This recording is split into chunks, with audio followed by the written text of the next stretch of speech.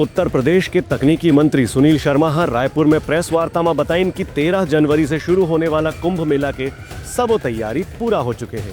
उत्तर प्रदेश के प्रयागराज में अब यह 13 जनवरी से महाकुंभ के आयोजन होने वाला है। महाकुंभ में देश भर में अलग अलग राज्य में वहाँ के मंत्री अधिकारीगण आमंत्रण देकर दौरा करते हैं। यही कड़ी में उत्तर प्रदेश सरकार के मंत्री सुनील कुमार शर्मा छत्तीसगढ़ के दौरा में हवे। यहाँ रायपुर में पत्रकार वार्ता में सुनील शर्मा की इनकी छत्तीसगढ़ के श्रद्धालु भी कुंभ मेला में आमंत्रित करे बर यहाँ आए हैं।